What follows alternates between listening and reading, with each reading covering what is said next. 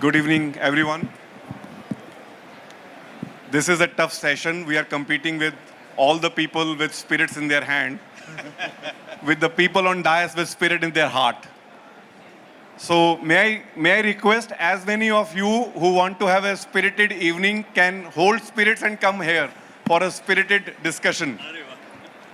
So looking forward to more of you. Uh,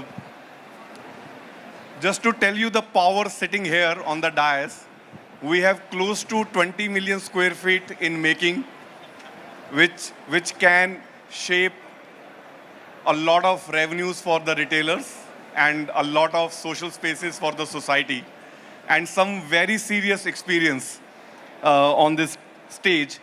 So request everyone to join. Vasco, I want to start with you. Inca Centers, the first center opened in 1973, if I am not mistaken. Correct. Right? I was not there in this world. So their experience in doing shopping center is more than my age, for sure. So it's best to start with them. They know much more than any one of us here do that. 35 centers, 15 countries. 13 countries. 13 countries. And you, of course, exited Russia, which was your largest portfolio. Yeah, we are no longer in Russia. From a global investment committee perspective, when you look at India, how do you see India from a risk perspective, opportunity perspective? Right. Thank you, Rajneesh.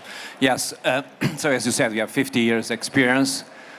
We are IKEA anchored retail destinations because we are in the same group, Inca group. And yes, we have presence in 13 markets from US to China, Europe, etc. And very excited to come to India.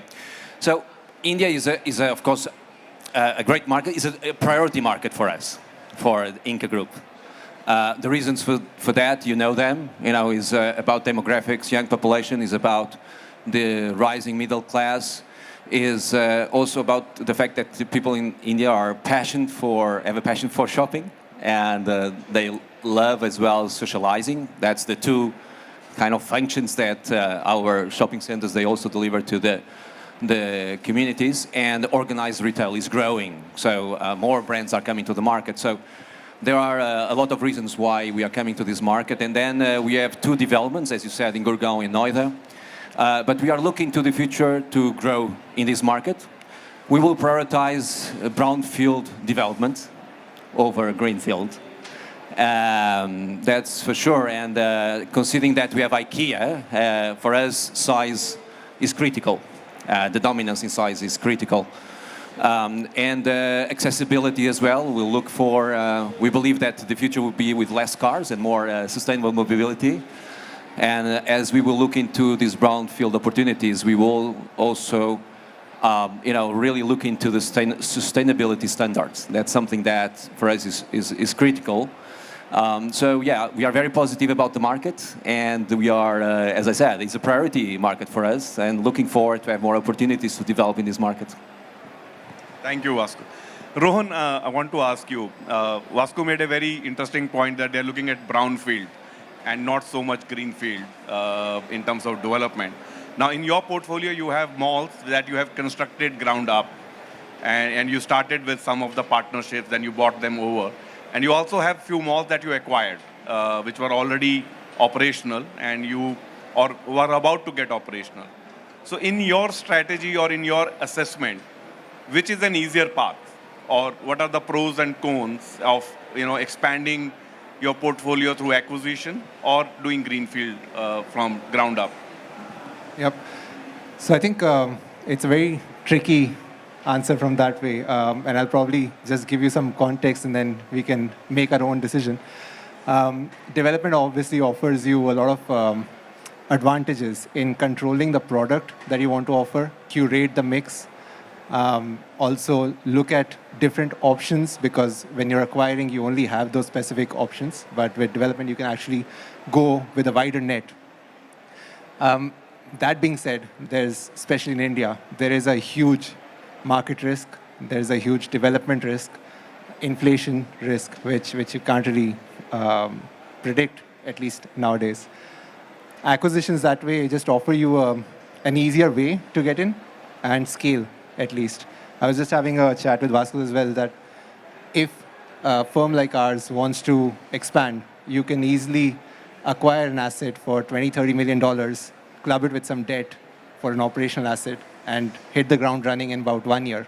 Whereas if you to develop, you're looking to at least 5 to 6 years of buying the land, fighting for permissions, and then obviously going through the entire process of leasing it out while development.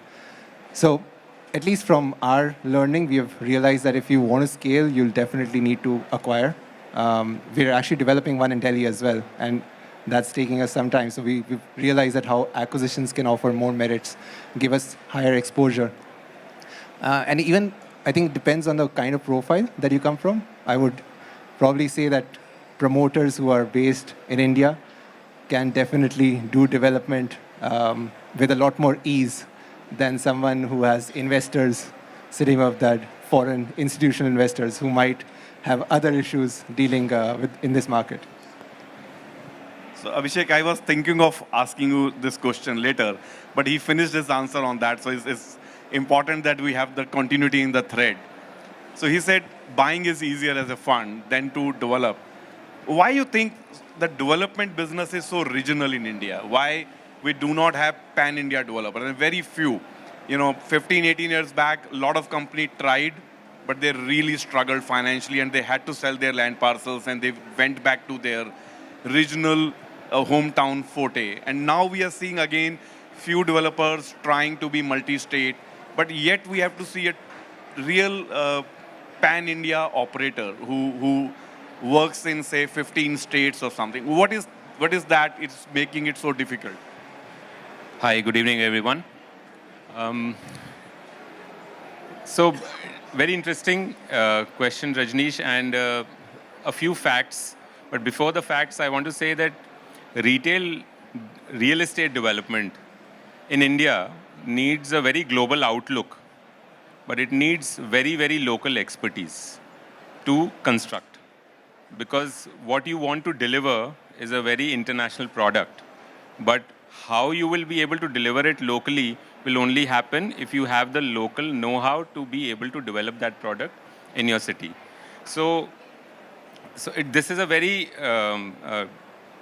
kind of a unique combination for any development company to have to be able to do both the things. Now, having said that, from your question, people have tried this in the past, and I remember I met one developer about 15 years ago, and he handed me a card which said 100 malls, 100 cities, 100 months. That was the motto of the company. Wow. In India. So, of course, 15, 20 years ago, whoever had thought about it, at least thought about this, today it is unthinkable. It is unthinkable of something like that. So, because this is such a local business to develop, you can't have the wherewithal to be able to do the same thing in Delhi versus same thing in Chennai or a Hyderabad or someplace else. So it becomes a very, very regional business, if not local. So regional in the sense, we'll have to go north or south or east or west. So at least we'll have to follow the region, if not the city. And only then will you be able to actually deliver, because once you enter any new region or the city, you need to have the right connections and the right wherewithal from right at the top to the bottom to be able to deliver a product over a lifespan of 4 years of construction. So that becomes really, really important on how somebody is able to manage that. And until and unless you can do that, I don't think the project will see light of the day. So is it more to do with the governance, regulatory, or is to do with consumer behavior and the social, cultural factors? I think it's a mix of both, because until and unless we understanding the local and cultural factors may take you some time, say about 6 months to a year. You can do studies, you can take professional help. So all that, of course, takes time, effort, and money. But also from governance factor, I think it's very important for you to be able to enter into a city, make relationships, and then be able to execute a project. At least for construction, we obviously have a lot of funds who are managing multiple centers in multiple cities. But that is when all the work that has been done to build the center, to have it running for over 3, 4, 5 years, a lot of things kind of settle down. So after that, it's still something which is doable, but from development perspective, it's a very, very local business. Samir, while Abhishek is saying it's tough business to go far and wide, spread so much, your business is very neighborhood driven, you know. Is a, I remember in my barista days, we used to have this poster saying it's very difficult to change a barber and the barista, you know. People change religion faster than changing these two artists in their life. Correct. So when you are so dependent upon neighborhood, when your business is so much more stable because the repetition of the clientele is far high, what is your development, what is your dependence on malls? As in, do you really need them? What value add they have to you? I think there has been a shift in behavior post-COVID, especially at the consumer level. And I have had the fortune of running prestige business in Bombay, in malls, as well as in Bangalore. But I've seen a shift as far as consumer habits are concerned to neighborhoods. And I think it's seemingly growing to be a local business. Malls are very, very important for us. We are partners with a lot of gentlemen sitting here and happy partnerships. And I think that will continue to grow. But I see a definite shift in consumer, you know, especially wanting to do repeat services as far as closeness is concerned. Getting out of the house, doing your service, coming back. Malls is a habit which we work with some of the mall operators in trying to drive more repeat sales through more events, especially in the beauty sector, which is very, very fast growing and a very important part of the mall mix today. But I see more growth happening in the hyper-local kind of communities and less as far as malls is concerned. That's a very honest answer I'd like to give it to you, this thing. Yeah. So Nissan, Samir believes dependence on malls is less. Now you have a big portfolio of brands. So when you go and talk to developers, how does each brand positioning plays a role in deciding location, or what are the challenges to manage that ethos within your organization? How do you create micro organizations doing justice to each brand? Well, let's start at the very top, right? We have 1.5 billion people in the country. What do we have? 300 malls. So right there, you know the mall to person ratio is skewed, right? You know who has the clout. That's number one. I think dealing with a mall is like two friends trying to do, what do we call it, panja, right? And you don't want to lose, but you can't win. So it is this little shuffle, right? I think, but on the flip side though, Rajneesh, malls fall into categories for us, right? So there's malls like Abhishek's mall here that's, you know, it's going to be run well, it's going to be managed well, it's not going to be sold off to private investors and go downhill and become a ghost mall. And they become valuable to us, right? But equally, what we offer with a different portfolio of brands, not only is the ability to attract different customers into the malls, but also the fact that we as a business have a reputation that's pretty solid in the industry, right? Rafiq has built a business that has tremendous respect and reputation. And that's important to malls. And what you're having in India right now is everybody lands on a plane in Chhatrapati Shivaji and says, India, here I come, I'm going to open 500 stores, you know, I'm going to open this, I'm going to open that. And this has been going on for the last 5 years. And it's a really pain in the butt for people like us that understand the Indian economy, that understand the mall landscape, that understand how we need to grow inside India. But these guys come up and jack up the rents. Some of you get excited by it. Some of you get lulled away by the girlfriend coming down the street when you don't know that, you know, it's people like us that are going to be by your side for many, many years. So it's a little bit of a tussle. And the power shift is really tough because good malls aren't plentiful in India. They are not plentiful. That is the reality, right? But good malls also, like when I walked in here, I said, this must be a mall because it's so cold that somebody else is paying the cam. It's not Geo World paying the cam, right? So there is a power strength. But when you have a portfolio of brands, it's symbiotic. We're able to help a new mall especially, get up its feet, a mall that's trying to certify itself and rezone itself and make zones that are important. We're able to bring consumers to the mall because of the various brands we have. So it's a unique relationship with malls. Like I said, it's like Panja. You don't want to lose, but you can't win. So Shibu, Nissan is saying is a panja. You can't win, you don't want to lose. For you, both the hands are yours, right? 50% of the mall is occupied by you and 50%. So how is this panja for you? As in, what decides? Your location decides where retail goes, or retail decides where you go as a mall developer? No, the mall decides where we go because in the larger context, a mall can't be just at anywhere. It needs to have the right, ingress and egress. It needs to be located well because we attract large amount of vehicles and customers. We don't want to inconvenience the whole neighborhood because we will be there for long. A mall is not for a small story. So unless the entire neighborhood accepts you, you can't be successful. So you can't inconvenience anyone. So our decisions are always large parcels of land, good amount of parking, nice ingress, egress. We develop the infrastructure around. We build bridges, we build flyovers to ensure that the whole environment around is not affected because shopping malls are there. So we decide where we are going to build our malls. The retail is important for us because that's our own arm, which has been operating 250 hypermarkets for the last 50 years. They take close to 40% of the locations. But yes, we decide how they are located, and obviously the other mix is pruned according to what the neighborhood demands. Abhishek, he talked about neighborhood infrastructure.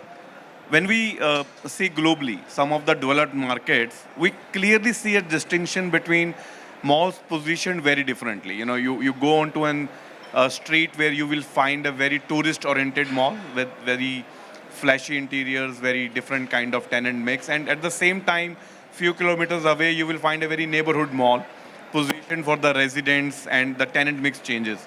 Now, you did this factory outlet mall, which is very different from what you have done otherwise. What derived that decision? How you arrived at that decision that this has to be done? And what are the changes you brought in? What did you have to let go while deciding leasing or positioning or financials? And what was the journey like? The first thing that we had to let go was the expectation of a higher ROI. Okay, so ROI is also discounted here. ROI also gets discounted in an outlet mall. So yeah, a few things which prompted us to do an outlet center in Jasola. One big one is that Jasola is already an outlet market.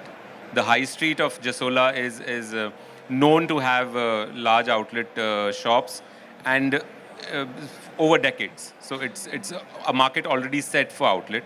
So that was one thing. Second, the location that we are in and the catchment that we were servicing were already being serviced by million square feet centers. Now, when somebody is used to going to 1 million square feet and finding everything under one roof, I can't expect to compete with those centers having a size of 250,000 square feet. It just doesn't make sense for anybody to come to a smaller center. Even though I'm just 15 minutes away, and those are 30 minutes away, people will put in that extra 15 minutes and go to a center where they get much more. So we kind of brainstormed and thought that we have to create a reason for them to especially come to us and shop. And the differentiation, one big differentiation we thought, because it is an outlet market already, so why not create an outlet center? And I think it was a good decision on our part, and we were able to create that differentiation, we create a reason for our catchment to come to us instead of going to the larger centers because of the sheer fact of the value that we were giving them during their shopping. So I think these 2-3 things combined, size, already established outlets market, and the competition that we had to create a product where we ensure that the people are coming here with a reason in mind, and we gave them that reason upfront. Vasco, coming back to you, he talked about positioning in a competitive landscape and the tenant and their offering is differentiated. Now, when you look at leasing, how do you value or evaluate the availability of brands and the depth of brands in India when you're doing a center in, say, a very fast-grown market like China, where you have a lot of international brands and local brands available? I mean, when you look at availability of brands in India, where do you see a vast difference, as in how difficult, how different it is, and what kind of risk you attach to it? Well, so markets are different. It's true that in China, for example, the percentage of local brands is higher. Is higher? Is higher. The market is a bit more, locally driven. More, of course, there are international brands, but it's true that we also do very big malls there. We just opened 2 weeks ago a mall with 1.3 million square feet. It's huge. And of course, we have international brands, but we have also a lot of local brands. And in Europe, well, it's a bit more international. I think here the availability is quite good. We see a lot of new brands coming. I just understood that Metro Brands is bringing new brands as well. So you see every day more brands coming to the market. They can't miss the Indian market, right? Everyone is excited. Organized retail is increasing. So I think a lot of reasons for brands to look at India. There is eventually one difference between India and other markets. India is a market where brands are, concentrated in a few groups, right? Represented by a few groups. If you go to the other markets where you are, US, Europe, or China, is more direct operations, right? And I think that's not a bad thing. It's lovely to have, all these amazing groups we are in contact with, and in a way it's positive. Is they know the market, they know to operate the market, right? So I think that's a good thing. I'm not saying it's negative for us at all. This concentration, no, I think is great. So that's a bit the difference I see. But availability of the market, I think it's of brands in the market. What we see, what we are facing now is a challenge in Gurgaon, is how to find a space for every brand wants to have bigger areas, right? And that's a bit we can't give that big areas also because we want to keep the diversity of the offer, right? And that's the challenge we see. So I don't think we have an issue with availability at all. Nissan, what Vasco is saying that, while you said there are only few good malls, he's saying there are only few good retailers, right? And he's scared about somebody like you walking into the office and saying, hey, man, I got 10 brands and you got to treat me like anchor, right? And how do you see it? As in, when you go and you talk this language that, you treat me like an anchor, what is the kind of treatment you get there? I get a boat anchor treatment. I get dropped like an anchor. No. I think we're at an inflection stage as a country, at an inflection stage where good malls are hard to find, good retailers are hard to find. There are a good few houses that do a lot of brands, but for them all to pay their bills on time and treat you fair is a rarity. And I think it's a balance right now, right? And I think you build relationships, and that's why we have events like this, where we get to know each other, where we build relationships. And a lot of these are, if you look at the leasing in a mall, it's also driven by how long that tenant has been there, which is a wonderful thing in India, more so than most other countries I've worked in. Relationships drive a lot of the deals, and that's good because you tend to hold each other through the good times and through the bad times, right? So I don't think I've been able to drop my anchor on the anchor rates yet. But, because then they give me some gyan about it's a vanilla row or something. I said, I'm not buying ice cream, boss. I'm trying to make a story here, And so there's always some gyan that comes in behind it. You guys are pros at it, okay? So, but we'll keep fighting for anchor rates because, when we start renting 7,000, 8,000 square feet, we want to be on par with what it takes to run those kind of retail operations. So I remember one conversation I was having with a developer, hails from Calcutta, and he was having the similar experience that everybody came as a retailer and said, I will change your fortune and hence treat me like an anchor. And his answer was, if I stay anchored, when will I sail? Right? When will my ship see the high sea if I stay anchored? So I can't have everybody as anchoring me, then I can't move at all. I need to use this ship to sail and see the high sea. So I have to pull the anchor out sometime and move forward. Samir, you made a point that, the business is very neighborhood driven, repetitive clientele. How do you see malls can collaborate with you and use that customer base? And what is that you expect malls to bring to you for your category to bring performance and high growth? See, one thing which is happening as far as the beauty services business is concerned, that there's no impact of e-commerce and there will never be. So you can't get a haircut. You will have to come to the salon and do a but service. COVID taught people how to do it at home. Yeah, but then at home. The yes. DIY was very high. Absolutely YouTube helped a lot of people. Including my wife. So there was a hairdresser who was teaching her on Zoom and she was cutting my hair. But then that's another story. So we will always be a physical place to go. It is a business where the maximum repeats are happening. Look at us men. We need a haircut in 20, 21 days' time. So you would definitely need to go, including a female. She would need to do these are hygiene services. Now, what is also happening in the last year or two that we are witnessing a change in consumer behavior is that people are now wanting to do quicker services at early hours of the day, which becomes a big challenge as far as malls are concerned, And that's where the neighborhood salons are and neighborhood areas are beginning to flourish. So at 10:30 or 11 in the morning when the mall really opens up, I'm actually halfway into my work, especially in markets like Bombay, etc., etc. So those are a bit of challenge. Now, I can't request a mall to open at 9 o'clock in the morning. It's just not possible. So that is where we are finding a shift happening. However, when the families go for shopping, as far as shopping is concerned, cinema is concerned, food is concerned, I think with malls, we can co-create a lot of fun and excitement around beauty. Beauty today is being consumed by every strata of society. We've seen e-commerce brands, we've seen the success story of Nykaa, Tira, Tata Click, etc., etc. And it is something which always catches the attention versus putting up a Mercedes, which you must also do in the mall and attract people. But I think beauty, if you do beauty events, which I think Lulu does very well, and I'm sure a lot of other operators do.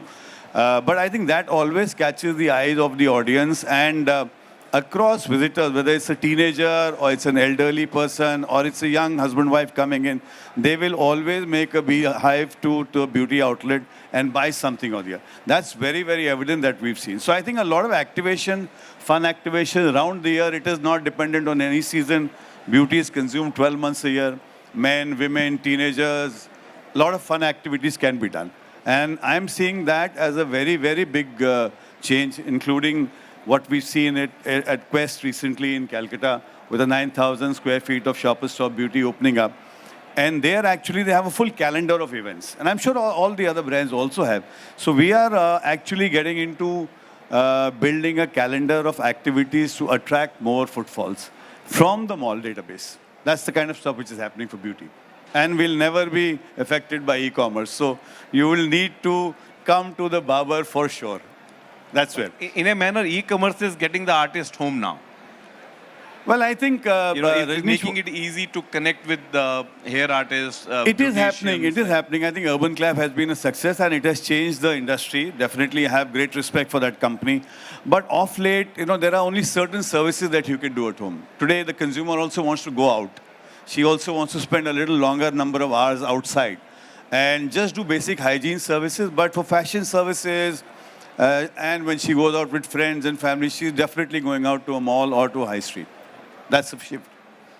Shibu, not many people have tried, or those who have tried, they have not succeeded, but you did it very well. You took the whole mall on rent with the idea of consuming a large space for yourself and renting it out also.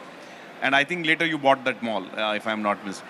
How did it work? As in, was it really easy, or the developer was not able to understand the terms required? Because this could be a good model. People who Nissan finds not running their mall well can give it to somebody like Shibu or Abhishek who runs it well and just rent it out one shot. How is that model working? Is it possible to do more transactions in that? So going forward, I'm doing close to 15 more malls, and I think close to 10 of them are in the same model. So where the developer So you're is, saying 10 more malls you will take on rent? yeah, so we're altogether. taking the entire mall on rent, but obviously most of these malls where the location belongs to him, we're doing a JV with him. He builds it according to exactly our plans, and then we rent the whole place out. And he's having only one retailer, no problem, no nothing. But like the other issue I empathize is that, like Abhishek said, that it's not easy to go into Hyderabad and build a mall, because one is that you don't get the right location, and secondly, and then we scout for these opportunities where the problem with every developer is, he's having a short-sightedness, and he doesn't want to pay the long patient game of dealing with every retailer or building up a team and then doing the entire thing correct of curating an entire neighborhood, which can then lead to his footfalls and ultimately shoppers and retailers benefit out of it. So because they don't do it, they don't have the patience to do that. It's a big job. So then they do it wrong, but they built it. Now, what can they do with it? So then we come there and we take the whole place, and for a developer, it's actually amazing that he gets the entire 100% leased mall from day one, and he does have to deal with one. So it worked for us. It's working for them also. So do you go to them like Nissan goes and say pure revenue share, or you do commit some certain rental to them? Then they will drop the anchor.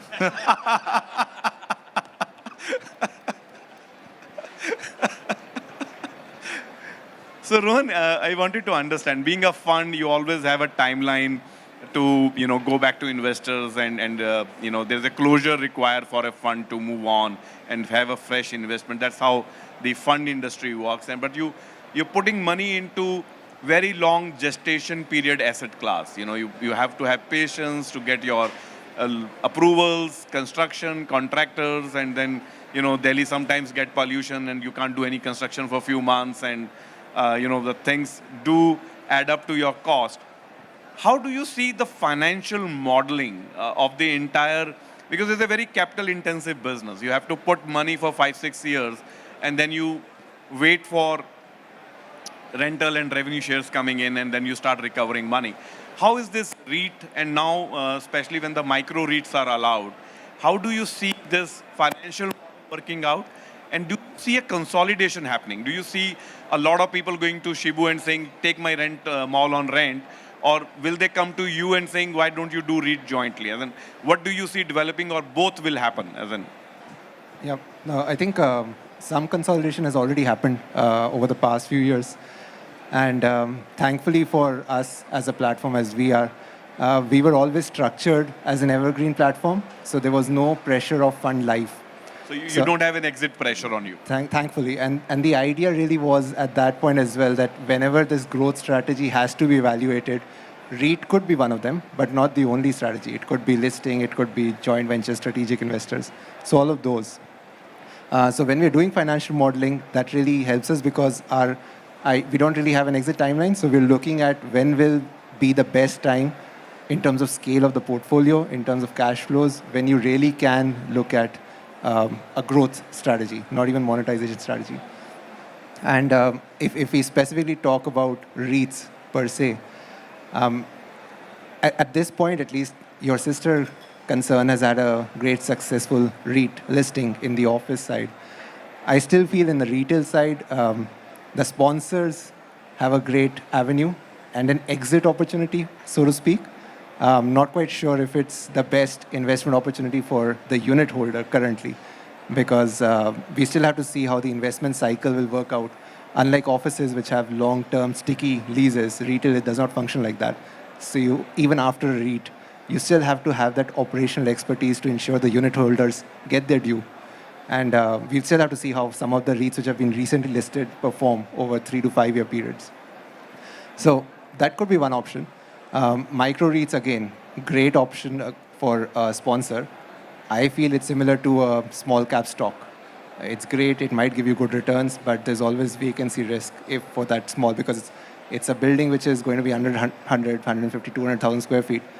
You have one large exit, and the sponsor might not have that operational expertise to turn around such assets. So you're stuck with some of those things. So we still have to see how that will play out over an investment life cycle of 6 to 7 years. So good options entering the Indian market. I don't want to sound too somber.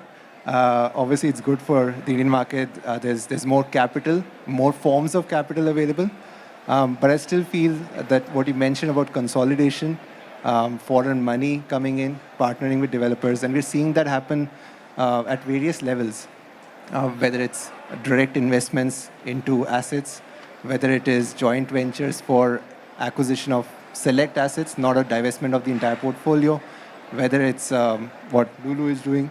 So these kind of models will happen more and more with foreign capital and domestic capital also pooling together and entering to have more organized retail players in the market. Some of them might go to REIT, some of them might be publicly listed, and some might just get acquired as well. Let's see. Abhishek, I wanted to ask you this. Now, I remember Ghaziabad is first mall that you did around 18 years back, 18, 19 years? It's now 20 years back. So, it had some part of financing done by selling shops that time. And then you moved from there to the later malls, which are completely lease model. How do you stay relevant in a mall which is now have little bit of multi-ownership? And how do you see that impacting the growth of assets in a longer run? And also, like we see a lot of theme-based malls or different price point positioned malls, in India we see mostly all the malls are look-alike. As competition gears up more, as more and more people make mall, how do you see different models emerging, different kind of mall positioning working? Do you see more models coming into the play? So one thing is very clear: the sold model mall will only have a certain limited lifetime, if it does, and it's only a matter of time where it starts to go downhill. You can maintain it to a certain extent, but you will never be able to get the throughputs or the valuation of the property versus a leasehold center. So of course, we've all now realized that this model is, if you want to build a shopping center, it has to be a fully leasehold shopping center. Otherwise, it becomes impossible to manage. So that's on that. On the malls looking alike, I think the only, because there is a limitation on the number of brands that we still have in the country, also those brands being held by 5-7 groups, so to say, and being controlled significantly, it is challenging for shopping center developers to make their malls look different. But I think design is playing a big role in that, where we are creating outdoor spaces for people to hang out, along with the inside spaces where you shop. The terraces of the malls are being used very, very well. We are creating a lot of event spaces where we can have gatherings of up to 3,000-4,000 people for large events. Go-karting tracks are being created on rooftops. A multi-level car park has become like a standard norm for every shopping center that we are building. Outdoor entertainment has become huge. Now with the new designs, we are very, very mindful of the heights of the floor-to-floor heights and format-wise heights. Like, for example, if we are building a large 40, 50,000 square feet of entertainment space, we are very mindful that at least 50% of that is 12 meters in height and rest of that is at 5.4 or 6 meters. So from design perspective, we will have to bring those changes along with wherever we can see value add in terms of bringing in new brands, be it D2C brands or be it the local high street brands, talk to them and work with them to bring them into shopping centers, either on fashion or on food. And that collaboration will only be able to bring any differentiation into individual shopping centers. If we just put a copy-paste method on all the malls with all this, those brands, I think the consumer is going to get bored and probably just stick to where he was going. So because he won't find anything exciting in the new center that you've built. So you're saying design itself will become a differentiator? Design has to be a differentiator, and within the design, the offering that you create with the design.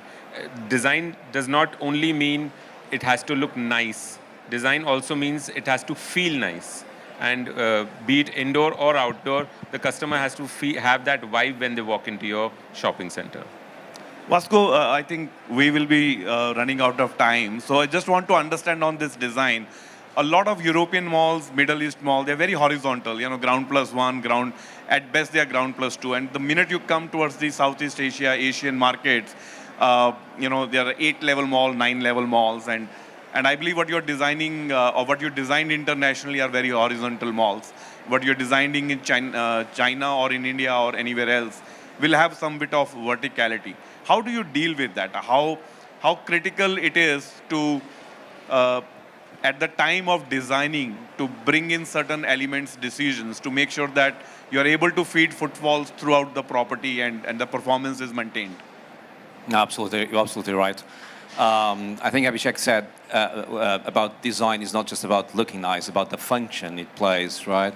And well, of course, it's about the zoning, the anchoring that you do, but it's also how you work with the common areas, the common spaces, so that you create a customer journey that is appealing, to go through the whole scheme and find those points of interest while you go there.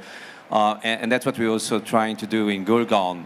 And of course, being a mixed-use development with an office tower building atop of the retail area, with the F&B and leisure entertainment area like a focal point in between retail and office.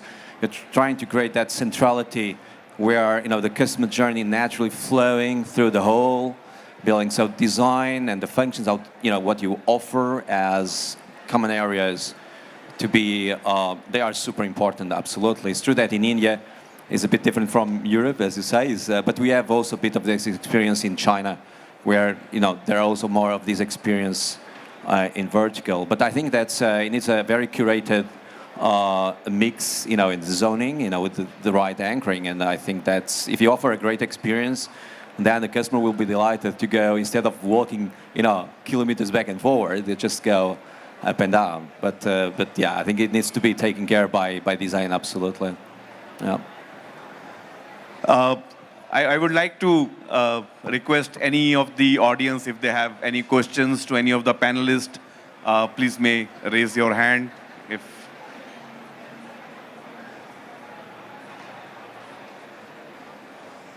Great. I think we were very clear in our explanation. Nobody has any doubts left. What I hear here is that retailer side is going to get consolidated with few groups, and what I understand is what Shibu is doing and what VR is doing, the development is going to get consolidated in hands of few. And we will have multiple tables here in future PRCs where only Punjab fights will happen. So we will ensure that, as Nissan said, you cannot win, but you don't want to lose as well. So on that note, this healthy fight and show of might will continue, and we end this session here. Thank you very much for patience hearing.